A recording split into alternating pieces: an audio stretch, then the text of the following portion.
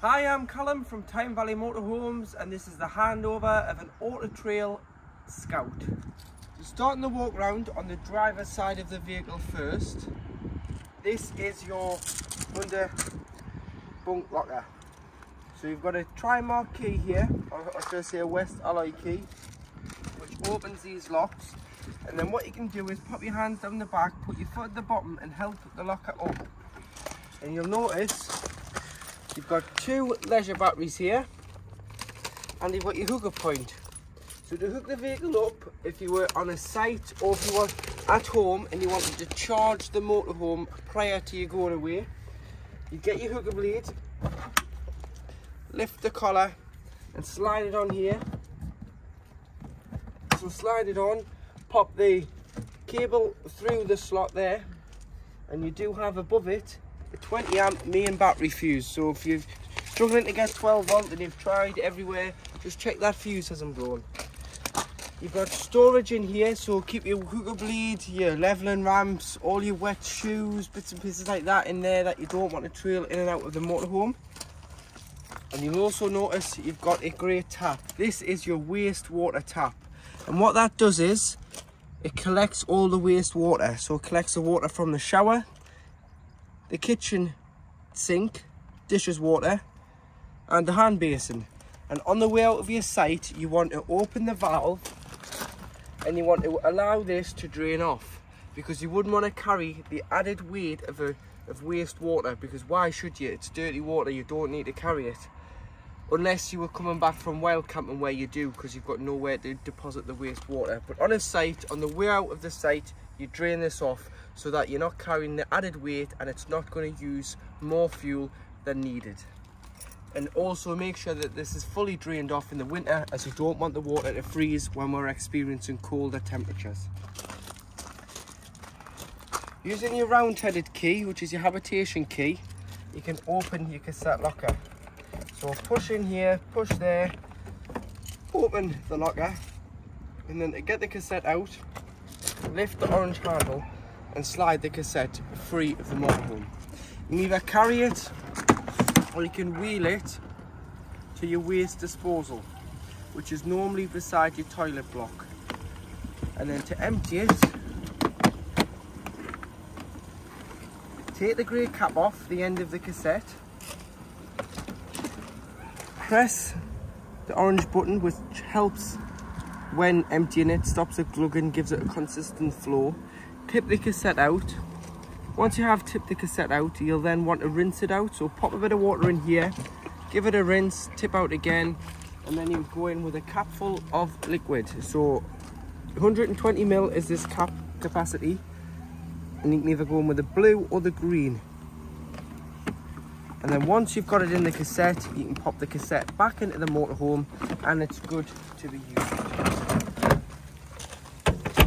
Here you have a external shower point. So there's a fitting in the vehicle, which is a bayonet, a bullfinch bayonet fitting, connects in here, and then you can turn it and you can either have hot or cold water, but you've got to have had the hot water system on prior to have hot water. And make sure your pump's on to get a pressurized flow of water, which I'll show you on the main control panel. But this is great if you want to hose the dogs off, yourselves, or the bikes if you've been out and about. Just underneath here is your fresh water drain off point. So this is just clipped up on a chain. So all you need to do is open the tap. Should you need to drain it off, if you've taken on contaminated water, you're not using the van for a couple of weeks, then you would drain it off, because there's no need for water to sit in it. And then in the winter, you especially want to drain it off, because you wouldn't want the fresh water to freeze. And that's how you do it, by just opening the tap and allowing the water out. And that's clean, fresh water.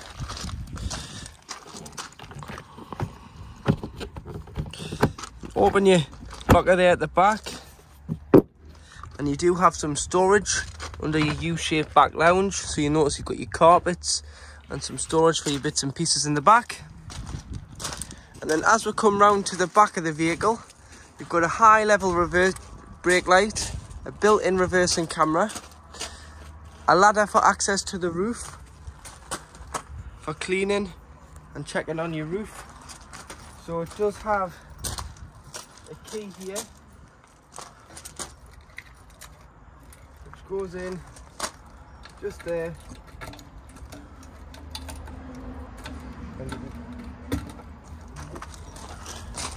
Pull the ladder down and gain access to your roof when you're cleaning it.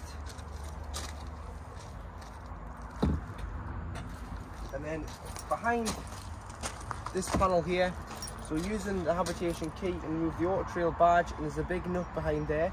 Lift this panel off and there's a full size spare wheel. Garage this side, which is exactly the same as your other side. And then this is your freshwater fill-up point.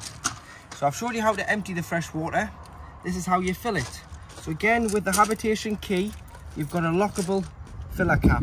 So when it's just turning and you can't grip it and get it out, it's locked. Use the key, turn it, and once you can grip it and remove the cap, it's open. Go and buy yourself a hose pipe with some hose pipe fittings, as it's mainly just a brass tap on site.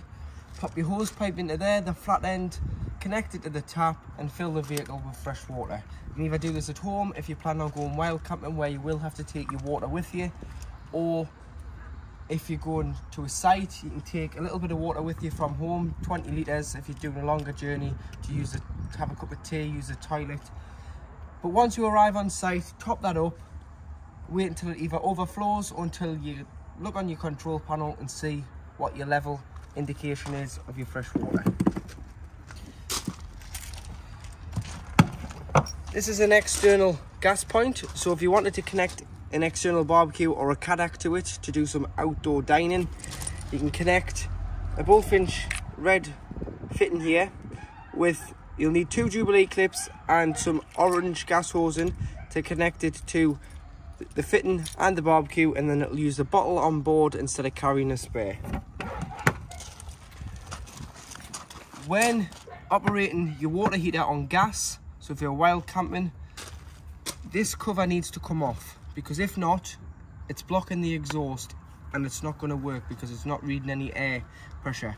So cover on the top, hand on the top of the cover, thumb in the middle, lift it off. Now you can heat your water on gas safely, and it will work, it'll not fail because the cover's off. So it's allowing the fumes out, and you'd use your gas water heater if you're wild camping or if you're in desperate need of your hot water. Pop that in either the back garage or the driver's door pocket, and before you do leave your site, pop that on just to stop behind here getting dirty. 2 fridge vents, an awning light and an awning, which we can show you on collection how your awning works. You've also got a safety handle. So a safety handle, the last person's had a safety handle fitted as an aid to getting in and out of the vehicle. It's also added security when you leave the vehicle parked up, because you can use the key here and lock it over the door. Never lock it over the door when you're traveling, because if you can't get out the cab, if you've been in a collision, the habitation door will get you out your vehicle. So when traveling, always have it folded back in this position, but then when you're leaving it on a site, unattended or parked up at home or in the storage yard, you can have it over the door. So your gas, to operate your gas, lock a door, you need to come in here, and just behind the passenger seat in the cab, you've got this lever here. You pull it up and it's on a cable system,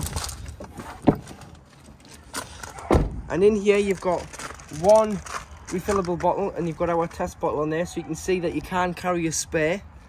But to refill your refillable bottle, you've got a filler neck here. So what you need to do is you want to go to your local petrol station that sells LPG. It's a bayonet fitting, so you put the filler on, twist the neck of the gun at the front and pull the trigger back. And then you press the button on the display of the pump until simply the bottle doesn't take any more.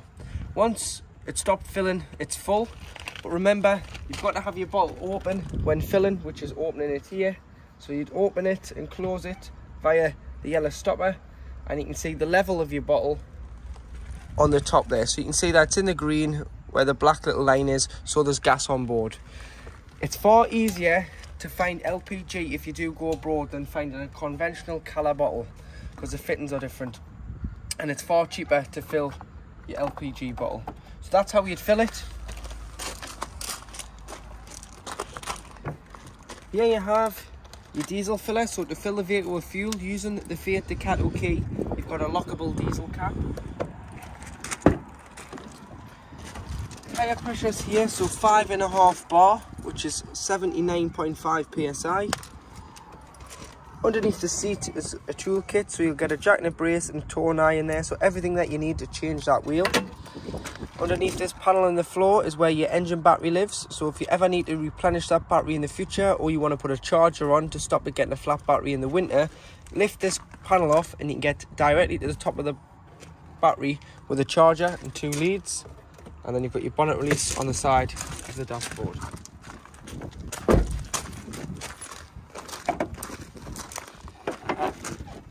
So on the left hand side, you've got all your fluids. Starting at the back, you've got your screen wash, which is the main one you're going to need when touring in the summer, because you're going to use loads of screen wash with all the flies that's about.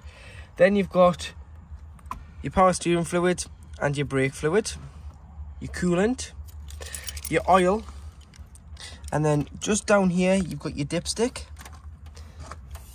You've got a weight plate, so 4,250 gross vehicle weight. If you were to put a tow bar on, the vehicle and whatever you're towing can't exceed 5.5 ton, and you've got your front and back axle weights.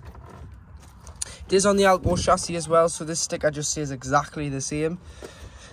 And then should you need to jump start the vehicle, as the battery's underneath the floor, there's a jumping point. So beside the headlight here, this is your earthing point. And then air filter, fuse box, lift this little cover up, that's your positive terminal for giving or receiving a jump start. So this is your 12 volt control panel. So to switch it on and off, in the top left hand corner you've got your master switch, which turns the vehicle on and off. It will turn it on 230 volt if you're hooked up, or 12 volt if you're not. Pump, this pressurizes the water to the taps, toilet, shower, exterior shower, should you have one fitted.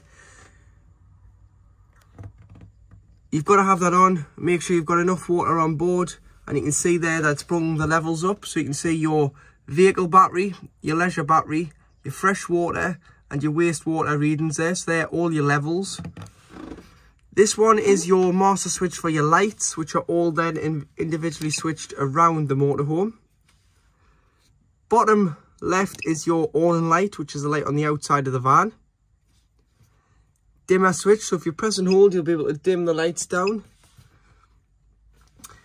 This one is a power transfer button, but I wouldn't advise using it because it turns it on the vehicle battery, and now it's using the van battery to power the motorhome.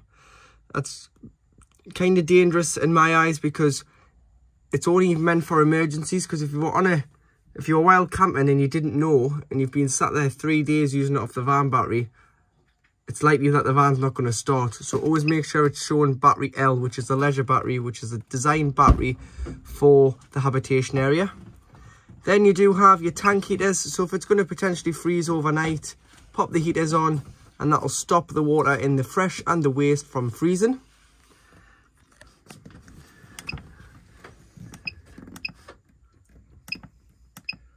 View your levels, view the volt in your leisure battery, the capacity of the ampage of your leisure battery.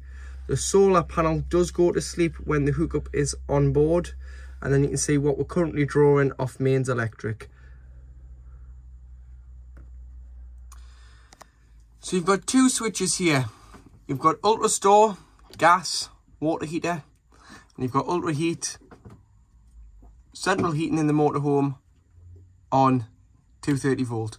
So starting off with this one, so you can see that you've got between 30 and 70 degrees. This is the temperature of your water on gas. This is where the cover needs to come off the outside of the motorhome, and it's very simple. Turn down and select the temperature of your water. Your boilers on your motorhome only hold 10 litres of water at any one time, so you're heating the 10 litres in the boiler once you've selected your temperature. This side you've got your ultra heat, so you've got off where it's at now, you've got 2000, which is 2 kilowatts of mains electric, so you can use that on most camping and caravan and club sites throughout the UK. But if you go abroad or you go to smaller CL sites where they don't have 16 amp, they might have 12, you might be tripping your vehicle all the time and you'll wonder why. It's probably because you're drawing too much electric. So if you turn it down, you've got half a kilowatt, which is 500 watts. You'll probably need to use this one on CL sites abroad and airs. Or you've got half of 2 kilowatts, which is 1 kilowatt, which you can use on the smaller sites throughout the UK as it doesn't draw as much. 1 to 9. 9 is equivalent to 30 degrees. This is how hot you want the inside of your motorhome. 9, 30 degrees. 5's about 20 degrees. So you can select that to determine what temperature the inside of your motorhome is at when heating the vehicle. So in the kitchen area, you do have 3 gas rings and 1 electric hot plate. So the electric hot plate's this one here, which is the red light illuminates when it's on. So do just be careful that you haven't knocked that when walking past, or turned it on when you've not been hooked up, because it will shatter the glass. But you'd use that instead of your gas when you're on a site. 3 gas burners.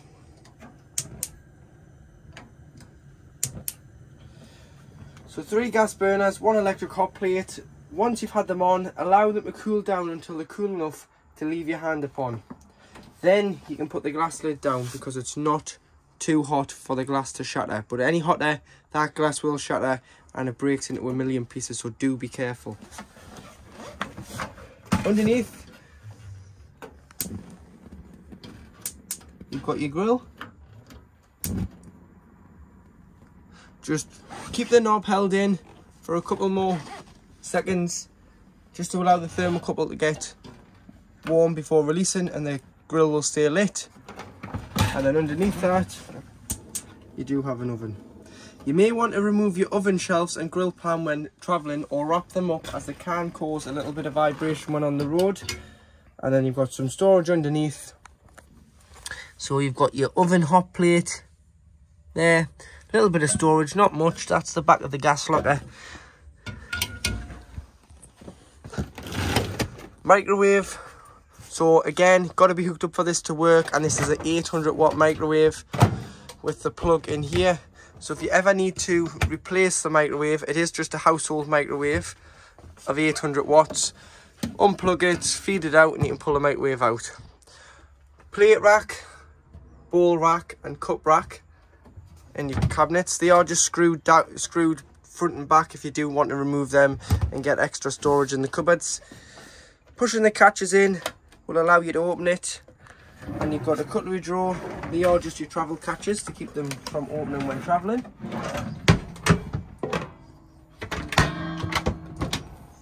And then you've got some racks that you can slide out in here, and some more shelving underneath your kitchen sink.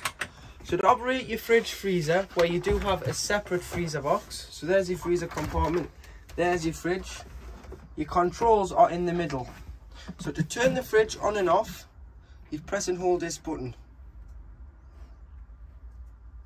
I'll turn it off and it'll turn it back on. And AES stands for Automatic Energy Selection. So there's 3 sources that your fridge can be on. So it can be on gas, it can be on 230 volt when you're hooked up, and it can be on 12 volt when the engine's running. It makes the fridge freezer into a giant cool box, so it's got to be pre-chilled beforehand. So I'll get on to that in a minute, but AES stands for Automatic Energy Selection, so it chooses the best source available to the vehicle. Or you can press mode and you can change it, so you can put on a 230 volt, 12 volt or gas. Gas you'd use if you're wild camping. 230 volt you'd use if you're on a site, and 12 volt you'd use if you're travelling. So with a 12 volt, what you've got to do is, if you're lucky enough to keep this at home, a couple of days before you go away, you'll want to hook the vehicle up. So get yourself an adapter that goes on the end of the hookup lead and goes to a standard conventional 3-pin plug. Not only will you be able to charge your leisure battery, but you can put your fridge on and allow that to chill for a day on its own. The day before you go away, put your shopping in. So go off in the car, bring it back, pop your shopping in. Allow that to chill overnight. And then when you start the engine on AES, automatic energy selection, it'll switch over anyway. Or if you want to manually do it, you just need to look for the number 12. And what that'll do is it'll act as a giant cool box, and it'll keep that shopping at the temperature it was at when you took the hookup out, until you either go back to a site and hook back up, or you turn over to gas. With the automatic energy selection, it does wait 20 minutes before lighting on gas. So if you've left your gas open, but you're pulling in for fuel and you haven't realised, it'll not light because you don't want it to start sparking in a petrol station. So it'll wait 20 minutes before lighting on gas. So you've got to just manually switch it over for that first 20 minutes if you were going wild camping and didn't have any 230 volt. This is your temperature one here, so you can adjust the temperature. You can see the dots going from the small snowflake to the large. And then here you do have a frame freezer, so it stops the rubbers from sticking to the doors when the fridge freezer is on at full temperature. And then finally, what you want to do with the fridge is, when you're not using it, you want to take everything out, give it a wipe out with some antibacterial, and then on both these, push them in, slide them out. So again, push them in, slide them out. What it does is it stops the doors from shutting on itself.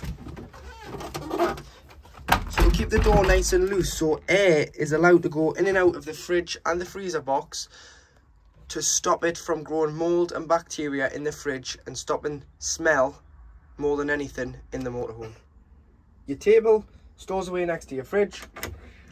So when making the bed, you'll need to use the table, which we'll get onto further on in the video, or you can take this outside or at the back of the van if you want to dine inside, but that is your freestanding table. So to operate your toilet, what you've got to do is ensure that the pump's turned on your panel. Press this blue button at the back, this one here, so you want to press the blue button.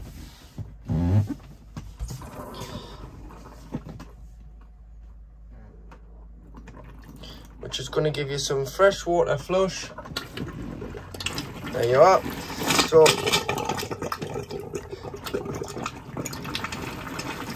flush the toilet first. Put a little bit of water in the bottom of the bowl of the toilet because it lubricates the seal between the top of the toilet and the top of the cassette to stop it from going hard and brittle.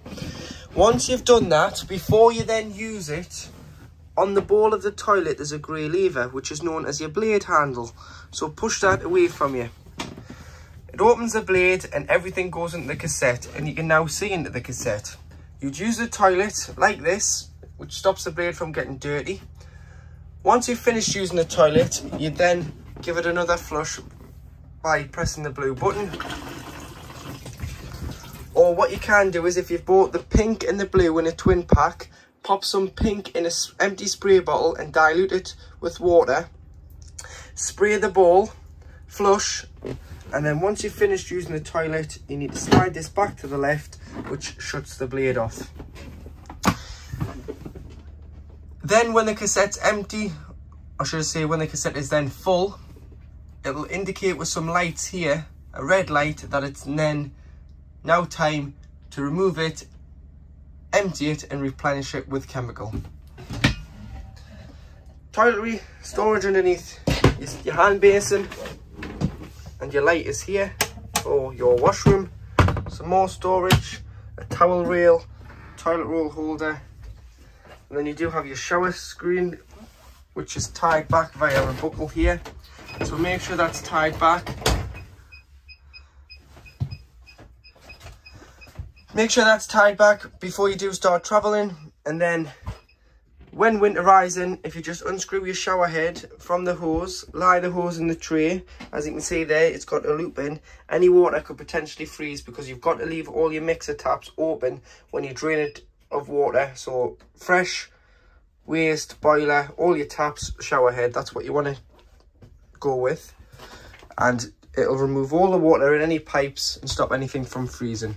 And then finally, with this shower cubicle, don't use anything too abrasive to clean the shower cubicle, just soapy water and rinse thoroughly, because you don't want it to lose this nice glossy white and go to a yellow horrible shower cubicle, because we've seen it before where people have used bleach on them and stripped all the colour out of your shower cubicle. So to operate your Truma Ultra Heat, which is a gas fire, so if you are on a wild camping trip, you'd need to use this to heat your vehicle, because you wouldn't have any other source to heat your vehicle other than gas. So this one, you push down and you turn, and you can hear it ticking. Just need to bring the gas through.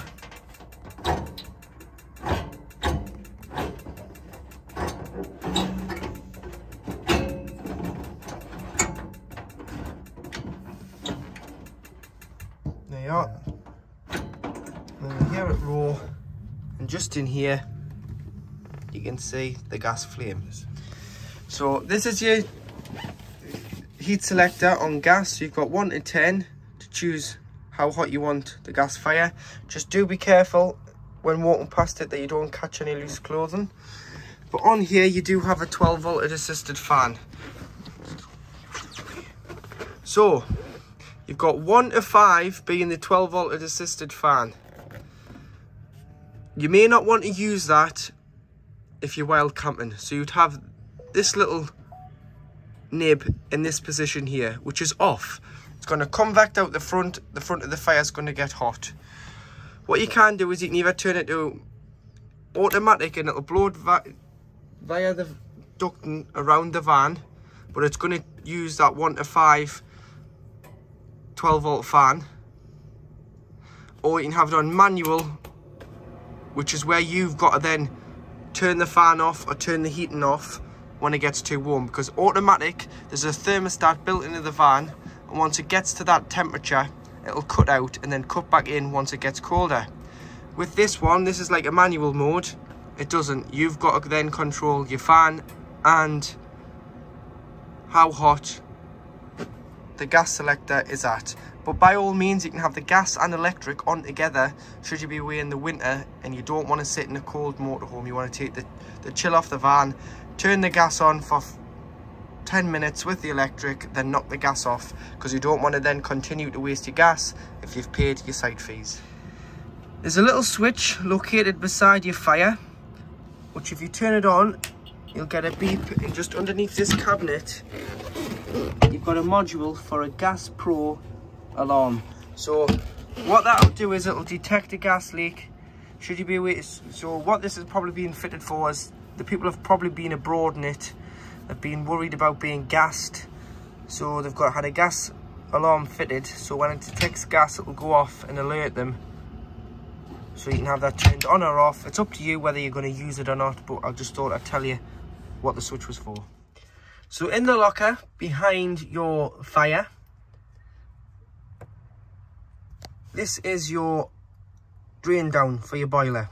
So you can access it through the front of the seating, or you can just remove this section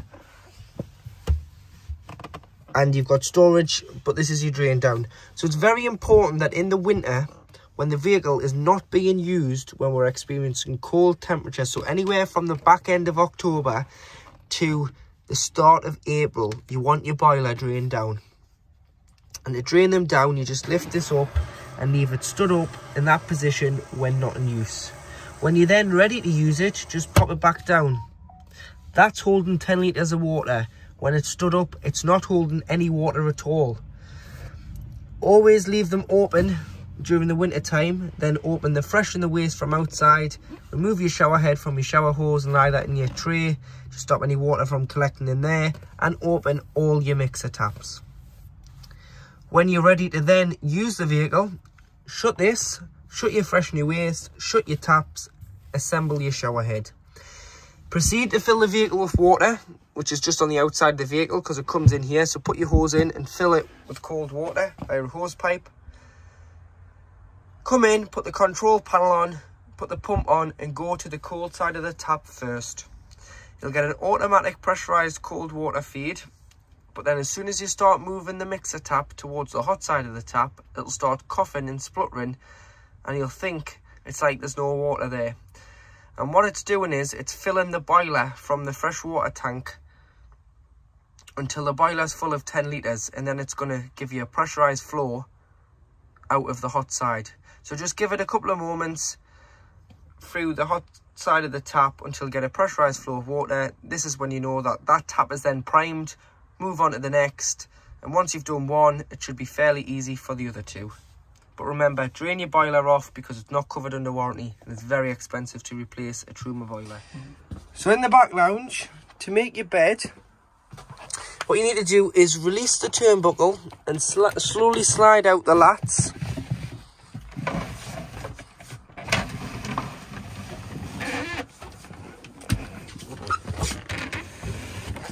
All the way until these stoppers. So the stoppers on both sides, you need to just then lift this up and slide it on the other side. What that'll do is it'll hold it in place, and then you'll be able to put your backrests into the centre on both sides.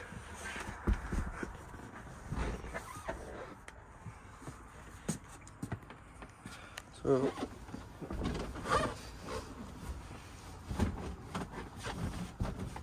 squeeze them in,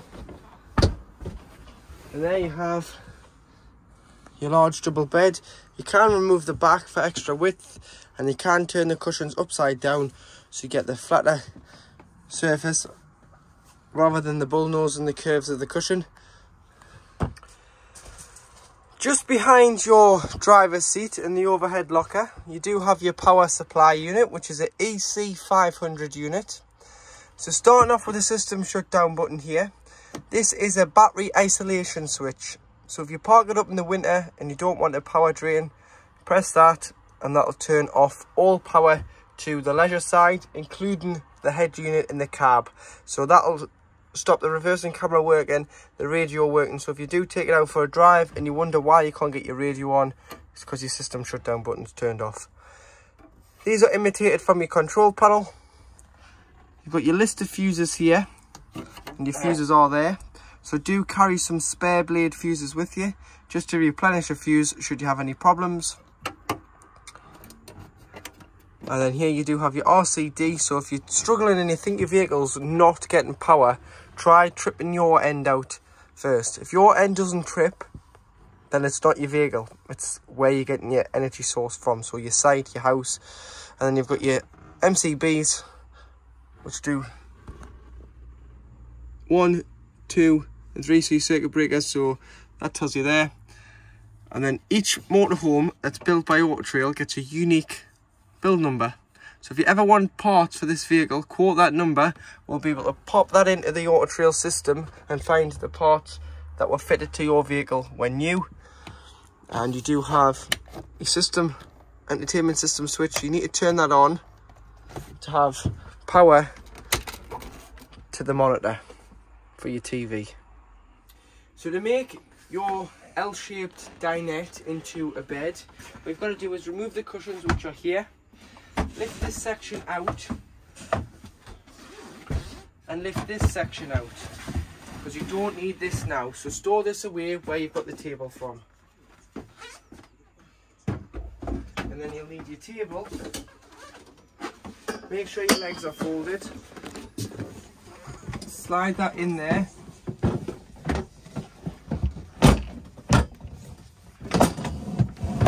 Like so. And then slide this section out.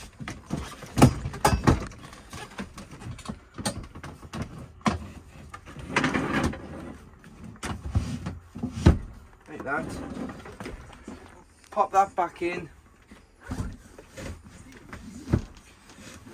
And pull these forward.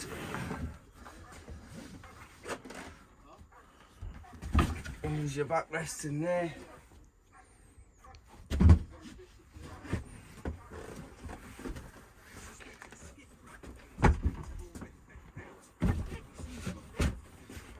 Like that. And there you have the additional bed. This section, the smaller one, doesn't need to be used, so pop that in the wardrobe out the way. But there you do have a bed made out of your L-shaped dinette.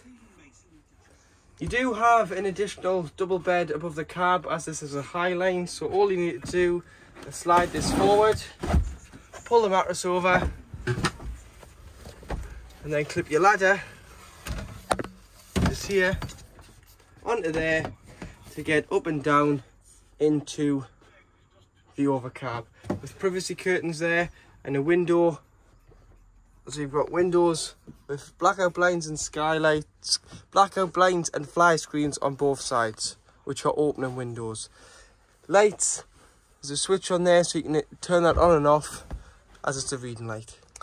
Top rate your TV, which comes off your head unit and then is just put onto the big monitor, which I've showed you how to switch on. What you've got to do is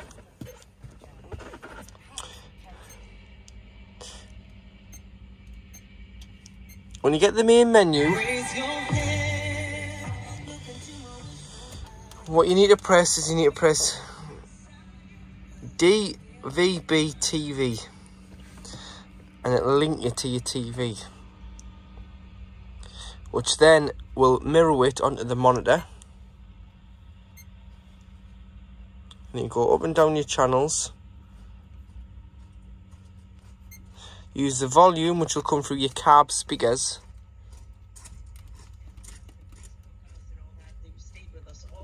Like so, there's your telly working.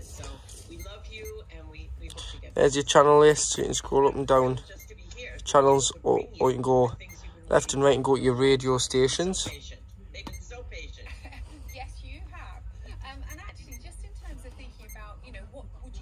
And then every time you move site, you will have to retune it. So if you just press the little person going to the door on this side, on the left hand side, and press search, automatic search, please wait.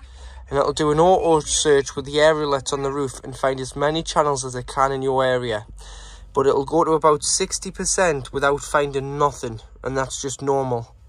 And then it'll all start coming in. You'll see here what channels you've collected, and it'll tell you here how many radio stations and TV channels that the head unit has picked up for the TV. And then once you've finished, you can then mirror it onto the monitor. And then when you select reverse, so you'd lift your collar and push it into reverse as it's 6-speed, your reverse camera will come on, so you'll be able to see the back of the van. As you can see there's your ladders, there's your spare wheel. It's showing you the back of the van for when you're reversing into a parking space or you're parking up on site.